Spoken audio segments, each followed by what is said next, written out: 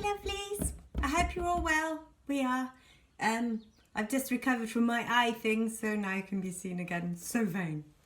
Right, this morning, or this afternoon, actually it feels like morning, but it's afternoon, it's actually 2:45. I'm going to make some bread, which doesn't last very long at all. I seem to make a loaf and it's gone in 2 days, but anyway, right. So, what I'm going to do is I'm using a cup measurement and a teaspoon and a tablespoon measurement. So, yeah, if you haven't got a cup, the cup measures a quarter of a litre. So 1 cup is the equivalent to bobbing down a quarter of a litre. Okay, so if you find something that fill up a jug, if you've got a quarter of a litre, fill it up and then put a marker on, and then you can use it for all your measuring. Okay, so to make bread, I'm going to use a mix of flours. So I've got some malted flour. This is plain strong bread flour. Okay, so I'm going to put in 2 of the malt, approximately. Everything's approximate when I bake. And then 1 strong plain white flour going everywhere. Okay, right. So 2 of those. No, 2 malt ones, 1 plain one, 1 plain white one. And then I'm going to put in 1, and there's 1, and 1/4 teaspoons of yeast. I can get into it. Boop. Okay, and 1/4-ish, a bit. Yep. Okay, 1 1/4 of teaspoons of yeast, and 1 1/4 teaspoons of salt. 1 1/4. Yep. 2 tablespoons, not teaspoons, 2 tablespoons of sugar. 1, 2, 2 tablespoons of oil. Doop. Okay. Right, and also to make it a bit more interesting, a bit better for you, I put in a handful of seeds of some sort. So that's a mix of all sorts of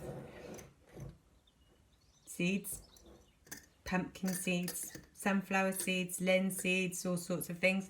And today I'm going to put in a few sprinkles of caraway seeds just to make it taste interesting. Okay, right, so then I'm going to put in some water. Now this needs to be the right temperature, and I reckon if you fill up your cup 3/4 full of cold water and then fill up the last quarter with hot water, you end up with a sort of hand hotty sort of water, and I reckon that will be fine. So you just tip that in, okay, and then stir. Just don't go mad when you're stirring, otherwise it goes blooming everywhere until it's going. Okay, so you'll need a nice clean surface because you're going to be doing some kneading for quite a long time. So if there are a few of you, you can do it in 5-minute sessions. The longer you knead it, the better the bread. So you need to really knead it, for 15 minutes, okay? So make sure you've got your super clean hands on. And so there we are, it's all combined now. And there we go, nice warm lump of sticky bread, okay? So I'm just going to put a bit of flour in just to get it started so it doesn't stick to absolutely everything. You can knead it in the bowl. It's a bit trickier, so I'm going to check what time it is. It's just past 1:45, so I'm just going to knead till just past o'clock. Okay, so you can knead it for a while in the bowl. Don't put too much flour in because if you put too much flour in, you're going to alter the quantities of ingredients. But you just need it, keep your hands a bit floury. You just need it so that it doesn't stick to everything, basically. Okay, I'm going to take it out now.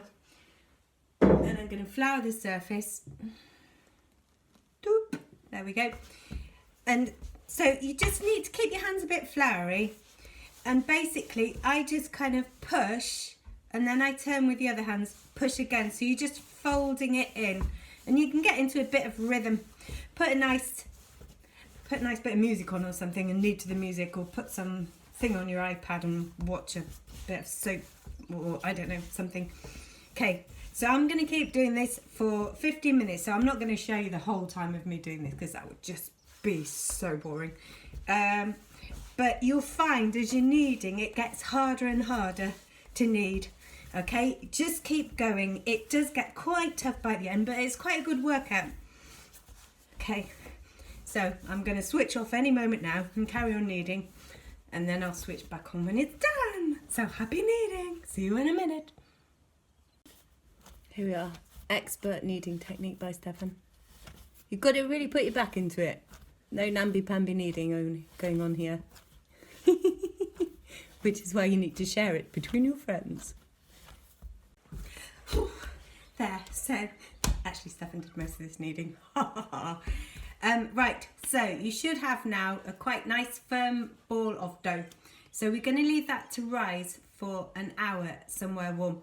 What I do is I usually use this nice big pan that Finn bought me for Christmas one year. I put a tiny bit of oil in the bottom to stop it sticking.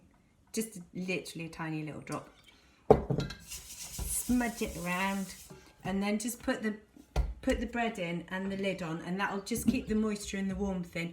But if you haven't got that, just put a bit of oil in a bowl, and then put a bit of plastic over and maybe a tea towel. You just need to keep the moisture in and keep it nice and warm. So I'm going to put it on the Aga, on the cool side. Okay, so we're going to leave that for an hour, and it should rise up, all being well, making sure that so long as your yeast isn't old, which if you've got old yeast or you put too hot of water or too cold of water, it might not rise. But generally speaking, it will rise, and then I will get back to you. Oh, you need to put the oven on as well. I'll check what temperature. My oven's on medium, but I'll get temperature for you. Okay, see you in a minute. Okay, so it's nearly an hour since I put the bread on to do. So I'm just going to oil the tin. Just put a little bit of oil in. Rub it all the way around. This is just so that it doesn't stick. This is a really old pan, so it always sticks. So what I've taken to do is actually oiling it and flouring it. Belt and braces. So a bit of oil, and then, unless you have a non-stick bread tin, in which case you don't need to do this. Okay, so just tip it all around. I just tipped it out onto the table there. Okay. Okay, right. So the bread is risen somewhat. I'll show you. Okay, so there it is. So all I'm going to do is get my fingers and go squidge, squidge, squidge. Okay, whoop. And then I'm going to roll it over on itself. So just turn it gently in on itself, okay, so that you've got a roly-poly like that, okay, and then I'm going to put it with the joiny side down, just into the bread tin, and then just gently press it into the corners, okay? That's all you need to do for this next stage. And then you need to cover it over again. It's not going to fit in that pan this time, so I am just going to put a cover over the top. And this is just a beeswax wrap, but you can use cling film or whatever, and then just a towel lightly over, okay? And then I'm going to put it back into the warmth for another hour. So in the meantime, you'll need to get your oven warmed up. So I looked on all the recipes, and generally speaking, it seems to be about 400 degrees Fahrenheit, which is 200 centigrade, or gas mark 4. And we're going to cook it for about 30 to 35 minutes. But what you need to do when you check your bread, when it's gone that long and it looks nice and brown on the top, we need to tip it out and tap it on the bottom. If it feels sort of firmish on the bottom and it sounds hollow, then it's ready. Okay, so back into the warmth. And we'll let it rise for another hour. Okay, see you in a bit. Righty ho, so it's an hour now since we put it into rise. So what I'm going to do is I'm going to brush it with some milk and I'm going to sprinkle some poppy seeds on top. Neither of these are necessary, it's just me being fancy. And just before I put it in the oven, or when I put it in the oven, I'm going to chuck some water in as well. But you can just put a tray with some water in, which just helps the crust become more crusty. But again, you don't have to do that either. Okay, so when I take the cover off, you need to work fairly fast, otherwise it starts to sink, I find. So everything's ready. I'm just going to go whoop, whoop, whoop. Okay, so there it is. Bit of milk. Few seeds. Stick it in the oven. Woof, some steam. Okay, that's it. Bread in. Right, I'm going to look at it in about half an hour. See how it's looking. If it's nice and brown on the top, I might take it out, knock it out, and tap it on the bottom. See if it sounds hollow. If not, I'll stick it back in for a bit.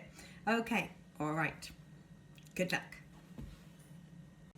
Okay, so that's 30 minutes it's been in the oven. I'm going to go and have a look and see how it looks.